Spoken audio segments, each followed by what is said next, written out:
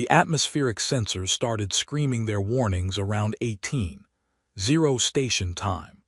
Ethan Cross glanced up from his dinner, rehydrated pasta that was somehow both bland and aggressively salty, and checked the weather display projected on his habitat wall. Bad, very bad. Electrical storm rolling in from the eastern highlands, bigger than anything he'd seen in 3 months of solitary survey work on Theta 7.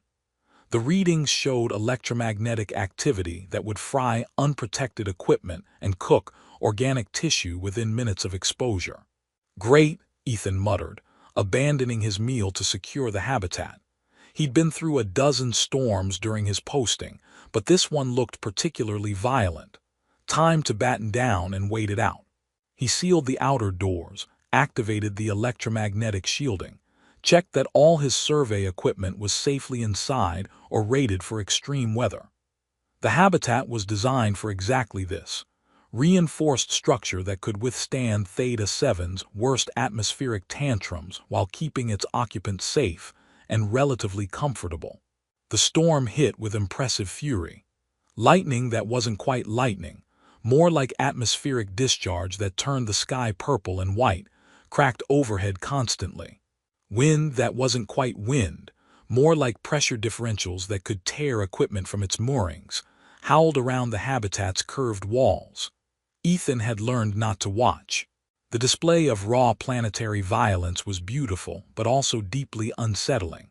He was settling in with a book, actual paper book, shipped at great expense because 3 months alone required old-fashioned comfort, when he heard something over the storm's roar.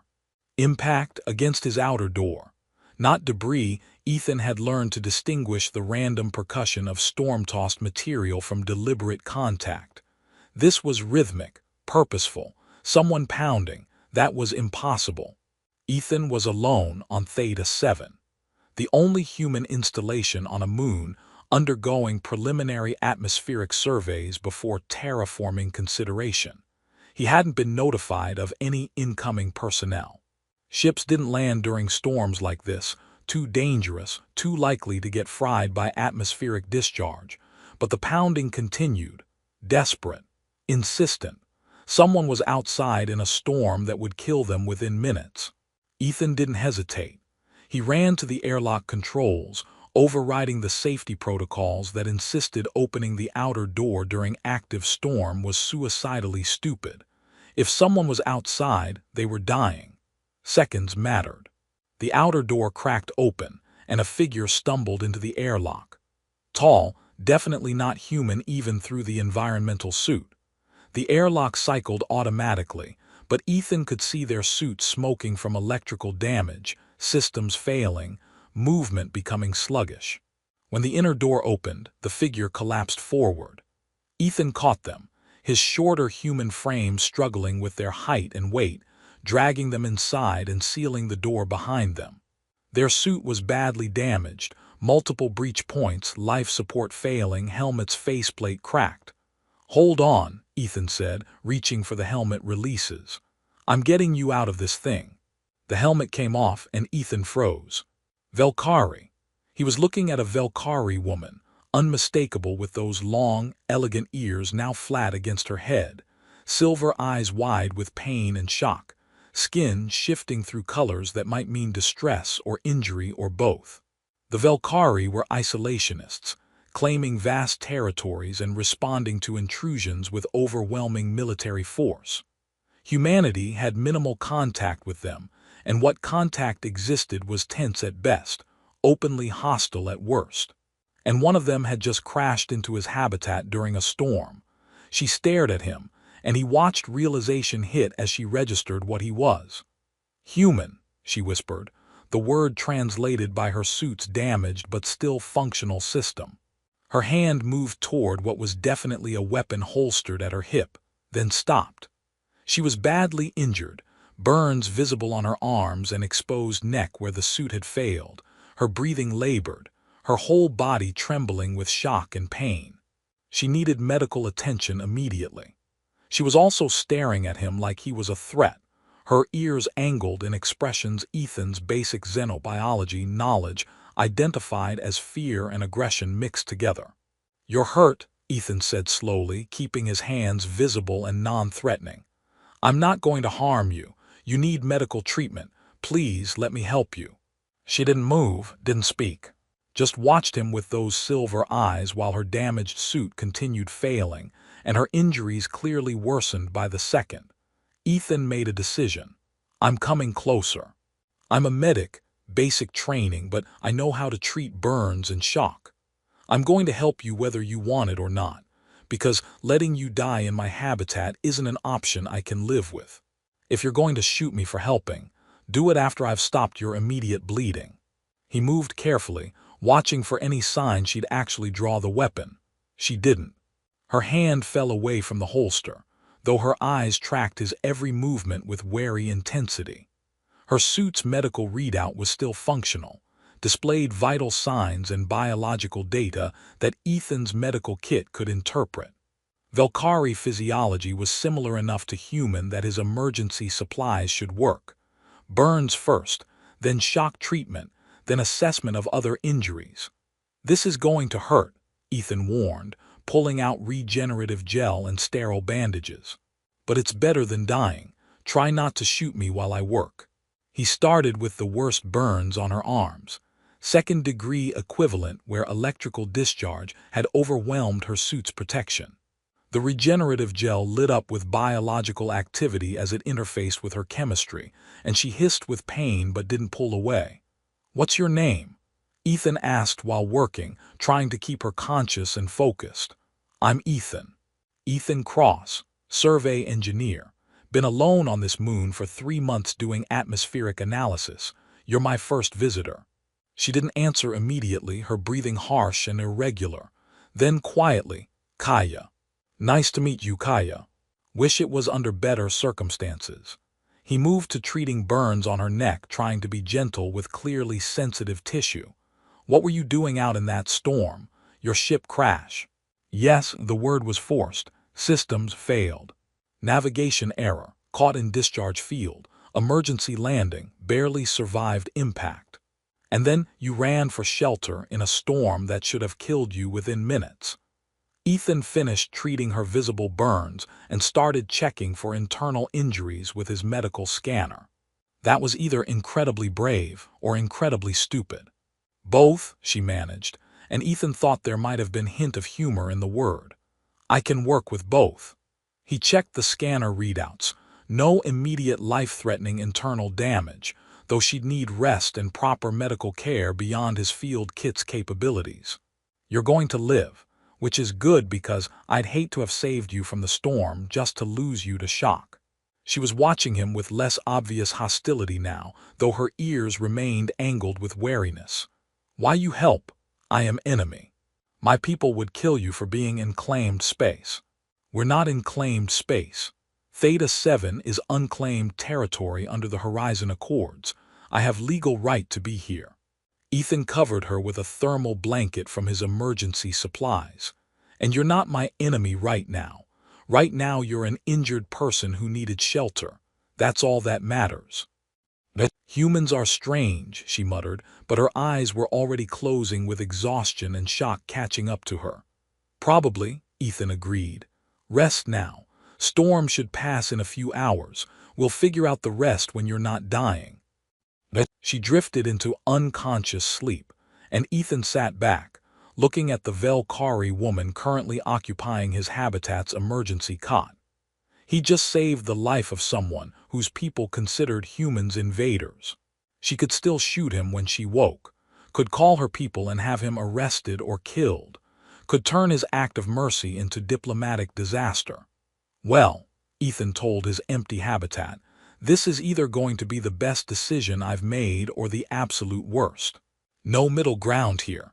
The storm raged outside, and Ethan settled in to keep watch over his unexpected, potentially dangerous, definitely complicated guest. The storm lasted 3 days. 3 long, tense days trapped in close quarters with an injured Valkyrie woman who alternated between suspicious wariness and reluctant acceptance of his medical care. Kaya's condition improved steadily. The burns healed under regenerative treatment, her breathing normalized, her strength returned. But the tension remained. Two members of mutually hostile species sharing space barely large enough for one, neither able to leave while the storm raged outside. They learned to navigate each other. Ethan gave her space, moved slowly, kept his tone neutral and non-threatening. Kaya watched him constantly, her long ears tracking his movements, her hand never far from her weapon though she never actually drew it. On the second day she finally spoke beyond monosyllables. "Why you help?" she asked while he changed her bandages. "I am enemy. My people would kill you for being in claimed space." "I told you before, we're not in claimed space. This moon is unclaimed territory under." "I heard your words." Her ears angled with frustration. "But you must know Velkari consider this sector ours regardless of your human accords. We do not recognize your expansion. You are invader whether your laws say otherwise. Then your people should file proper claims under interstellar law, instead of just declaring vast territories off-limits and shooting anyone who gets close." Ethan applied fresh regenerative gel more firmly than necessary. "You can't claim space you're not using and expect everyone else to honor undefined boundaries." Her ears flattened anger. "You know nothing of Velkari history, of the species that tried to genocide us, that we survived only by claiming space and defending it absolutely. We learned the hard way that letting others close means dying. And now you're so traumatized by your history that you kill anyone who gets near, even when they have no hostile intent." Ethan met her silver eyes directly. "That's not strength, Kaya. That's fear. You're so afraid of being destroyed that you destroy first, and you call it defense. You dare." "I dare because I'm treating your injuries while you sit in my habitat threatening me with your weapon." His voice was sharp. "I pulled you out of a storm that would have killed you, provided medical care, shared my food and shelter, and you're still treating me like I'm the enemy. So yes, I dare to speak honestly because at this point, what else can you do to me?" She was silent for a long moment, her ears cycling through complex patterns. Then quietly, "You are right. I apologize. You have shown me unexpected kindness. I should not repay it with hostility." "Apology accepted." Ethan finished with her bandages. "And I'm sorry for being harsh. This situation is stressful for both of us." They settled into uneasy truce after that. Shared meals in silence, occupied opposite ends of the habitat, avoided conversations that led to arguments. But proximity forced familiarity. Ethan learned she was reconnaissance pilot, mapping human expansion into territories Velkari considered theirs. She learned he was civilian contractor, sent to isolated posts because he preferred solitude to crowded stations. "You choose to be alone?" Kaya asked on day 2, surprised enough to initiate conversation. "Your people do not force isolation as punishment." "No punishment. I volunteered for solo survey work." Ethan prepared food she could eat based on her suit's nutritional database. "I'm not great with crowds. Too much noise, too many expectations. I like the quiet, like having control over my environment and schedule. Solo posts are perfect for me. Velkari would not choose such isolation. We value community, collective decision-making. Being alone is." She searched for words. "Uncomfortable, wrong. Different species, different preferences." He set food within her reach. "But we share survival instinct. You crashed, sought shelter, trusted a stranger because alternative was death. That's universal. I did not trust you. I had no choice. And yet you're still alive because you chose survival over prejudice. That's something." Ethan started eating his own meal. "Your people might not approve, but you made smart decision. Living with enemy help is better than dying with ideological purity intact." She almost smiled. Her ears angled forward slightly, amusement maybe or acknowledgement of the point. "You are strange for human. Our intelligence briefings describe your people as arrogant, aggressive, dismissive of other species' concerns. You are none of these things. Your intelligence briefings are probably as biased as ours about Velkari. We're told you're paranoid isolationists who shoot first and never bother with questions. You haven't shot me yet, so maybe both our peoples are wrong about each other. Perhaps. She considered her food carefully before eating. Thank you for accommodation of my dietary needs. Many species would not bother. You're welcome. Seems like bare minimum when hosting unexpected guests. They fell into more comfortable routine after that. Conversation came easier. She told him about Velkari culture, about their history of near extinction and the defensive paranoia that followed. He told her about human expansion, about overpopulation pressures that drove exploration and colonization. We're not so different, Ethan observed one evening while the storm continued raging outside. Both our species have trauma that drives our behavior. Yours makes you defensive and isolated. Mine makes us expansionist and aggressive. We're both reacting to fear, just in opposite directions. Your species doesn't seem afraid, Kaya countered. You push into everything without hesitation, claim territories without concern for existing inhabitants. Because we're afraid of being trapped, of running out of room and resources like we nearly did on Earth. Expansion is our survival instinct. Find more space before we suffocate in what we have. It's not malicious. It's desperation disguised as boldness. She was quiet for a long time, her ears angling through thoughtful patterns. I had not considered that perspective. Our briefings present humans as arrogant conquerors, not desperate survivors seeking room to breathe. And our briefings present Velkari as paranoid aggressors, not traumatized defenders protecting space they need to feel safe. Ethan met her eyes. Maybe both our peoples are wrong about each other. Maybe we're both just scared species, trying to survive the best way we know how. Perhaps. Her ears angled with what might have been respect. You have given me much to consider, Ethan Cross. On day 3, the storm finally broke.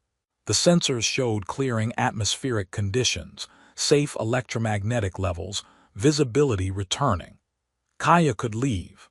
Should leave. The longer she stayed, the more likely human authorities would detect her presence and create diplomatic incident. But she hesitated at the airlock, fully suited and ready to depart, her ears cycling through complex patterns Ethan was learning to read. Conflict. Uncertainty. Something else he couldn't quite identify. Thank you, she said formally. For saving my life, for healing my injuries, for treating me as person rather than enemy, for conversations that challenged assumptions I held as unquestionable truth. I will remember this. You're welcome, Ethan meant it. Safe travels, Kaya. Try not to crash in any more storms. I will endeavor to avoid that fate. She turned to leave, then stopped, turned back. Ethan Cross, if our peoples were not enemies, I believe we could have been friends. You have character I respect, courage to help without expectation of reward, willingness to question your own biases, capacity for kindness to those who do not deserve it. These are rare qualities in any species. Thanks. You're not so bad yourself once you stop pointing weapons at me. He smiled to show he was joking. If circumstances were different, yeah, I think we could have been friends. She nodded, her ears angling with something like sadness, and left through the airlock. Ethan watched her cross the storm-scarred landscape toward her crashed ship, her figure growing smaller until she disappeared over a ridge. He was alone again. The habitat felt emptier than before she arrived. 3 days of forced companionship had been stressful but also significant, important. He'd learned more about Velkari culture from direct conversation with Kaya than from months of intelligence briefings. And he'd miss her, which was stupid. She was potential enemy who'd threatened him repeatedly. But he'd miss the conversations, the cultural exchange, the challenge of bridging species differences through forced proximity. Back to solitary surveys, Ethan told his empty habitat. At least it won't be boring. Can't wait to explain this in my next report. He turned back to his equipment, ready to resume the routine that had been his life for 3 months. Then he heard footsteps, turned to find Kaya standing in his airlock again, her helmet off, her ears angled with expression he finally recognized. Hope mixed with fear, decision mixed with doubt. Or, she said quietly, "You could come with me." What? Ethan was certain he'd misheard. The storm must have damaged his ears or his brain. People leave you in solitude that would drive most beings to psychological instability. You have skills that would be valued in Velkari territory. Engineering expertise, diplomatic capability, the ability to see past species prejudice that most cannot manage. You could come with me, not as prisoner but as guest, advisor, perhaps something more if you chose. Your people would kill me the moment I set foot in Velkari space, Ethan said, his brain struggling to process what she was suggesting. You said yourself, Velkari see humans as invaders, threats, enemies to be eliminated. Why would they tolerate me? Because I have rank and influence within Reconnaissance Command. Because Velkari law recognizes life debt. You saved me, which creates obligation and protection under our customs. Because I would claim you as my responsibility, my charge, and any who harmed you would answer to me personally. Her silver eyes held his with startling intensity. I could protect you, and after 5 days of observing your character, your competence, your capacity for seeing individuals rather than just species categories, I believe you would not merely survive among Velkari but potentially thrive. You understand isolation. You respect boundaries. You value competence over appearance. These are qualities my people prize highly, even if they claim to hate your species. You're serious? Ethan stared at her, searching for any sign this was elaborate joke or trap. You're actually asking me to abandon my survey post and fly into hostile territory with someone I met 5 days ago during an electrical storm? Yes. She moved closer, her ears angled forward with determination mixed with something softer. Because these 5 days have shown me something I did not expect to discover. Humans can be honorable. You specifically can be trusted. You have integrity that transcends species loyalty. And I find I do not wish to say goodbye and never see you again when saying goodbye is not actually necessary. Kaya, Ethan's voice caught. Even if I wanted to, and I'm not saying I do, I have a contract, obligations to the survey company, responsibilities I can't just abandon because an alien I saved from a storm asked me to run away with her.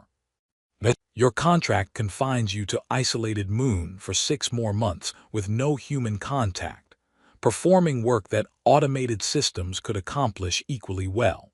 You told me yourself, you took this assignment because you prefer solitude to crowded stations. But there is difference between chosen solitude and enforced isolation, between having space to yourself and having no one at all. Her ears angled with something like concern. I watched you during our days together.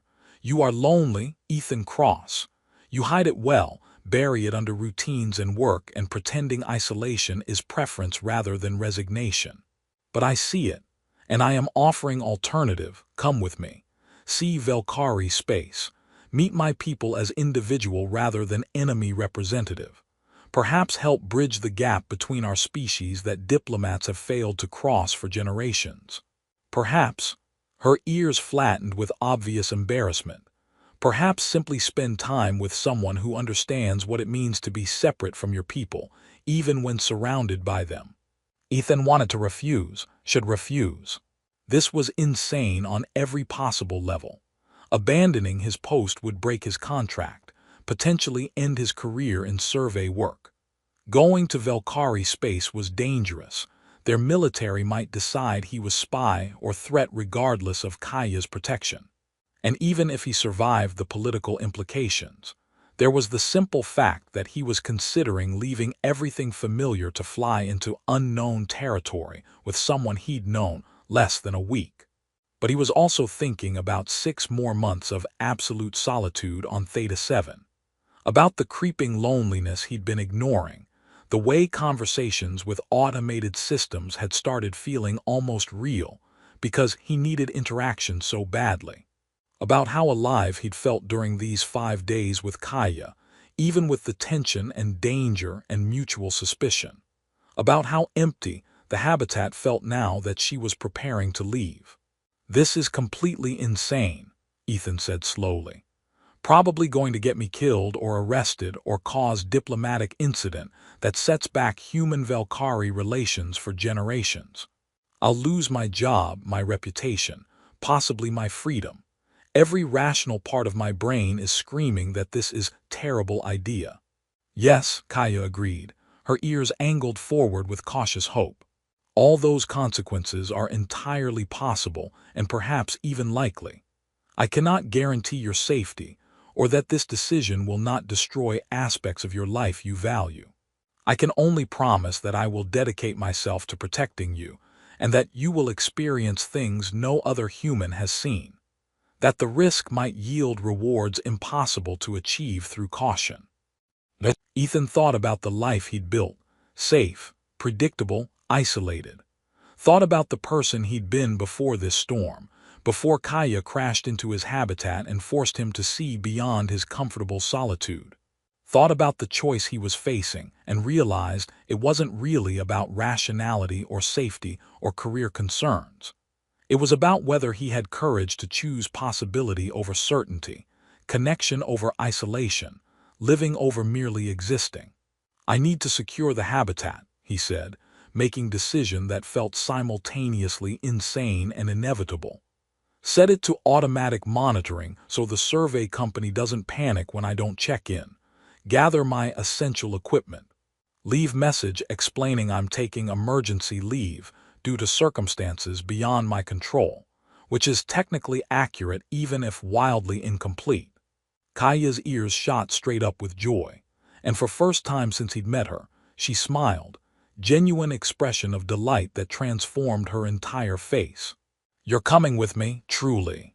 "I'm going to regret this," Ethan said, already moving to pack his critical gear. "But yes, I'm coming with you, taking absolutely insane risk, choosing uncertainty over safety, probably destroying my career and possibly my life. But you saved my life by seeking shelter here, and I saved yours by providing it. We've kept each other alive for 5 days through cooperation and mutual respect despite every reason to be enemies. That has to mean something. That has to be worth exploring rather than just walking away from. It means we are bound by shared survival," Kaya said quietly, watching him pack with obvious relief and pleasure. "By seeing each other as individuals rather than enemy representatives. By choosing connection over fear that our peoples have elevated to ruling principle. By recognizing that sometimes the most important decisions are made despite logic rather than because of it." Ethan packed quickly and efficiently. Clothes, personal effects, his technical equipment, data storage containing his survey work. Left automated message for his supervisor explaining that he was taking emergency leave due to first contact situation requiring immediate attention, which was accurate enough without revealing full insanity of what he was doing. Set the habitat to secure mode that would alert company if anyone tried to access it, but otherwise maintain standard operations. 20 minutes later, he was sealing the habitat behind him and following Kaya across storm-damaged landscape toward her crashed ship. The walk took nearly an hour over rough terrain, and Ethan used the time to process the enormity of what he was doing. He was leaving everything familiar, walking away from his contract and career, entering hostile territory with only Kaya's promise of protection between him and potential execution, and he felt more alive than he had in years. Kaya's ship was small but elegant, its design clearly more advanced than human equivalents. Streamlined hull that looked organic rather than constructed, technology that seemed to blur line between machine and living thing. Ethan ran his hand over the surface and felt it respond to his touch, warming slightly, as if recognizing new presence. "She's beautiful," he said honestly. "Your ship, she's incredible. She is called Dancing Through Storms in your language. She has been my companion for 7 years of reconnaissance work. She will welcome you aboard if you treat her with respect." Kaya entered through seamless opening that appeared at her approach. Come, I will show you quarters and begin teaching you protocols for surviving in Velkari space without causing immediate international incident. The ship's interior was even more impressive than exterior. Organic curves, bioluminescent lighting that adjusted to their presence, controls that seemed to respond to thought as much as touch. Kaya showed him to small but comfortable quarters adjacent to her own, explained basic systems, taught him emergency procedures in case of attack or malfunction. We will reach Velkari territorial boundary in approximately 18 hours, she said once he was settled. You should rest. When we arrive, events will move quickly, and you will need all your mental resources for navigating first contact with my command structure without saying anything that gets you immediately arrested or killed. That's encouraging, Ethan said dryly. Any specific advice for not getting killed? Don't mention human expansion plans. Don't suggest Velkari territory claims are excessive or unreasonable. Don't imply that human-Velkari conflict could be resolved through simple negotiation, because we are deeply stubborn people who see compromise as weakness. And most importantly, defer to me in all interactions. You are under my protection, which grants you status. But that status is contingent on you behaving as appropriate for someone in my care, rather than independent agent with opinions. So basically, keep quiet and let you do the talking. Essentially, yes, at least initially. Once they accept your presence, you may have more freedom, but first impressions with Velkari are critical and permanent. We do not give second chances to those who demonstrate incompatibility with our values. Her ears angled with concern. I will protect you, Ethan, but you must also protect yourself by being careful with your words and actions. Velkari society is complex, ritualistic, unforgiving of cultural violations. You must learn quickly, or you will not survive regardless of my advocacy. Understood, I'll follow your lead. Ethan met her eyes seriously. Thank you for this, for asking me to come, for being willing to take risk on someone you barely know. This is possibly the most insane thing I've ever done, but I'm grateful for the opportunity. Thank you for accepting despite very legitimate concerns about safety and rationality. She moved toward the door, then paused. Ethan, I am glad you came. Even if events unfold poorly, even if my people reject your presence, I am glad I asked and grateful you accepted.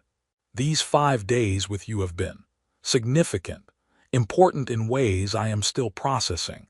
I did not wish to lose that connection when maintaining it was possible. I didn't want to lose it either, Ethan admitted. That's really why I'm here. Not the adventure or the access to Velkari culture or any rational reason. Just because the thought of saying goodbye and never seeing you again felt wrong in ways I couldn't ignore. Her ears angled forward with pleasure and something warmer, and she left him to rest with expression that suggested she understood exactly what he meant. Ethan lay in his quarters aboard a Velkari ship, heading toward hostile territory, having abandoned everything familiar for reasons he couldn't fully articulate. He should be terrified, should be regretting this decision and desperately trying to find way back to his safe, predictable isolation on Theta 7. Instead, he felt anticipation, excitement, the sense that despite all the danger and uncertainty, he'd made exactly the right choice at exactly the right moment. Sometimes the most important decisions were the insane ones. Sometimes the best opportunities came disguised as terrible ideas. Sometimes you had to risk everything safe to discover what was actually worth having. Ethan closed his eyes and let the ship's gentle movement lull him toward sleep, ready to face whatever came next, knowing that at least he wouldn't be facing it alone. Velkari space was nothing like Ethan expected.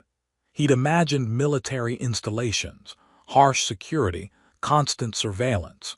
What he found instead was beauty that took his breath away, space stations that looked like living things, ships that moved with organic grace, Technology integrated so seamlessly with natural systems that distinguishing between built and grown was impossible. "This is extraordinary," he told Kaya as their ship approached the primary station in her sector. "Human engineering looks primitive by comparison. How did you achieve this level of biotechnological integration?" "Centuries of development driven by necessity rather than ambition. After near extinction, my people learned to work with living systems rather than against them. Our technology grows, adapts, responds to needs rather than requiring constant maintenance and replacement." She was piloting with obvious skill, the ship responding to her thoughts as much as her hands. "You will have opportunity to study our methods if you survive first contact with command. Try not to appear too interested. Enthusiasm for our technology reads as espionage intent to paranoid military minds." The station they docked at was enormous, a constructed ecosystem that housed thousands of Velkari military and civilian personnel. Kaya led him through corridors that pulsed with bioluminescent light, past beings who stopped and stared at the human walking freely among them. Ethan kept his expression neutral and his eyes forward, very aware that he was probably the first human most of these people had seen in person. The command center was intimidating. High-ranking officers in elaborate uniforms, their long ears angled in expressions ranging from curiosity to open hostility. Kaya addressed them in formal Velkari that Ethan's translator rendered in stiff, ritual phrases about life debt and obligation and protection rights. The responses came fast and sharp, questioning, challenging, demanding explanation for why reconnaissance pilot had brought enemy species into secure military installation. Kaya stood firm, her ears angled with determination that matched her commanding officers, citing precedents and protocols and her right under Velkari law to claim protection over someone who preserved her life. The debate lasted over an hour. Ethan stood silently, understanding perhaps one word in three even with translation assistance, watching Kaya defend his presence with passionate intensity. Finally, the highest-ranking officer, ancient Velkari whose ears bore scars suggesting long military career, raised a hand for silence. "The human may stay," he said in heavily accented standard, addressing Ethan directly for first time. "But understand this. You exist here by Kaya's protection alone. You have no independent rights, no freedom to travel without escort, no authority to access our systems or data. You are tolerated guest, not accepted ally. One violation of our protocols, one suggestion of espionage or hostile intent, and life debt protection becomes irrelevant. Do you understand?" "Completely, sir," Ethan said, keeping his voice respectful. "I'm grateful for the opportunity to be here and will abide by all restrictions and protocols. I have no hostile intent, only genuine interest in learning about Velkari culture and perhaps helping bridge misunderstandings between our peoples." "Naive," the officer said, but his ears angled with something that might have been approval. "But honest naivety is preferable to calculated deception. You may remain. Kaya, he is your responsibility. His failures reflect on you. His successes, should any occur, redound to your credit. This is traditional arrangement for life debt protection. Accept or release him to detention pending deportation." "I accept full responsibility," Kaya said without hesitation. "He is mine to protect and guide. His actions are my burden and my honor." Months passed in strange suspension between acceptance and rejection. Kaya was right. Velkari society was complex, ritualistic, unforgiving of cultural violations. Ethan spent weeks learning proper greetings, appropriate behavior around different ranks, the hundreds of subtle social cues that meant everything to people who prized order and protocol. He also discovered that Velkari were not the hostile paranoids human intelligence described. They were cautious, yes, protective of their culture and territory, absolutely, but also curious, intelligent, capable of changing opinions when presented with evidence that challenged assumptions. And slowly, gradually, some began treating him as individual rather than enemy representative. He worked in engineering, applying his skills to problems Valkyrie approached differently. Learned their biotechnology methods with fascination that he carefully tempered to avoid appearing like spy. Contributed ideas that sometimes were adopted, sometimes rejected, but always considered fairly. Made something approaching friends among younger Valkyrie who were less rigid about species boundaries than their elders. And he spent time with Kaya, far more time than his protected status strictly required. She was often assigned as his escort for security reasons, but they both knew the real reason was that they enjoyed each other's company. Conversations that lasted hours, shared meals where they compared their people's customs, quiet evenings in her quarters or his, comfortable in silence that needed no filling. "Do you regret it?" Kaya asked one evening 6 months into his stay.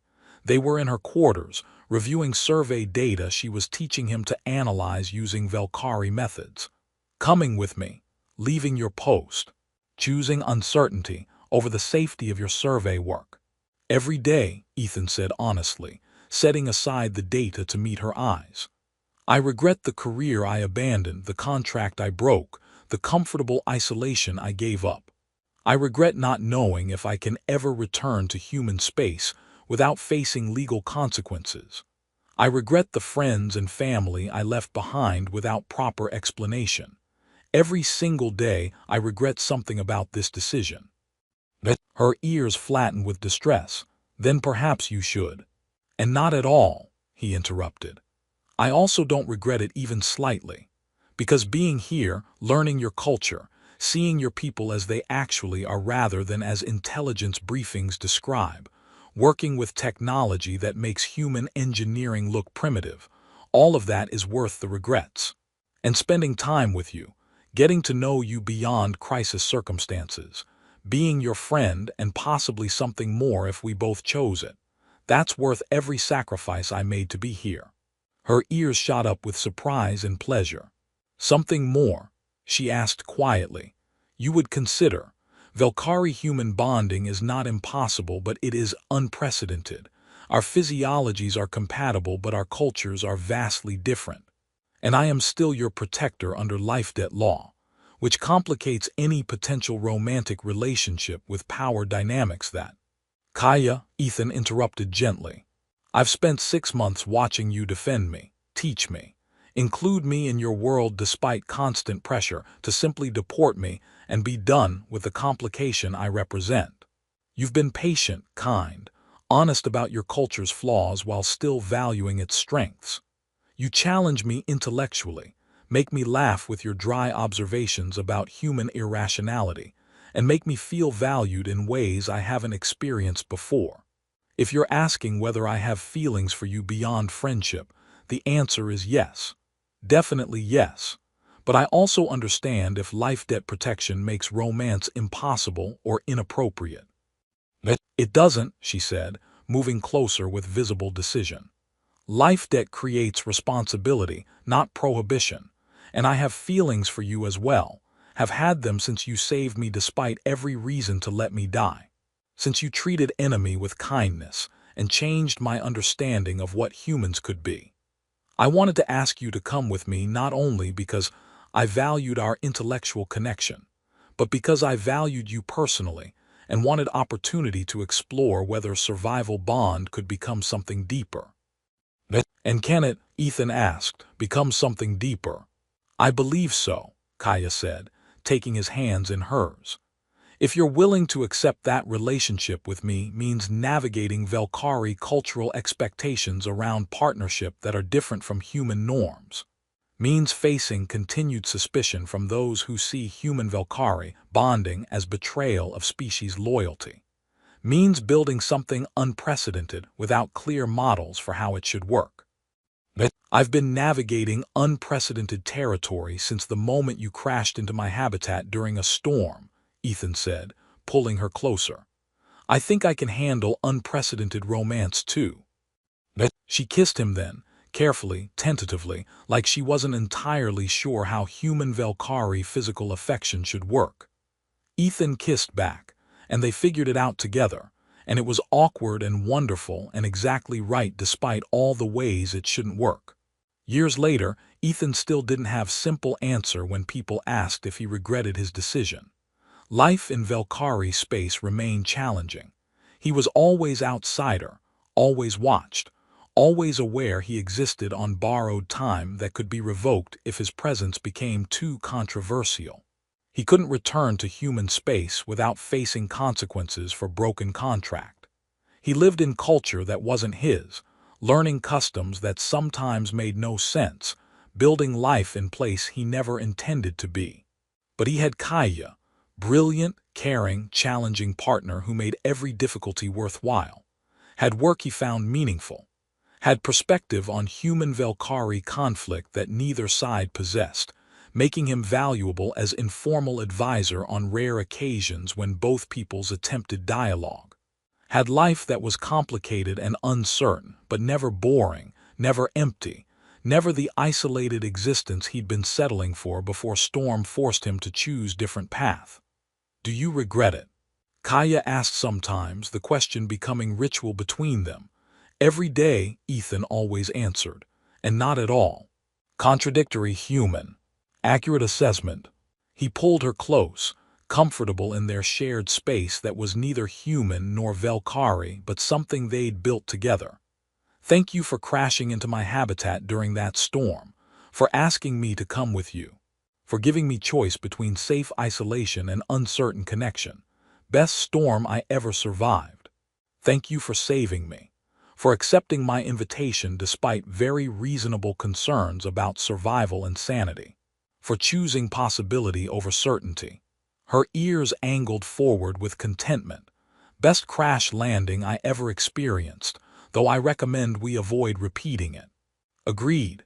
One desperate survival bonding per lifetime is sufficient. They sat together in quarters aboard station that was slowly, grudgingly accepting human presence as part of their reality.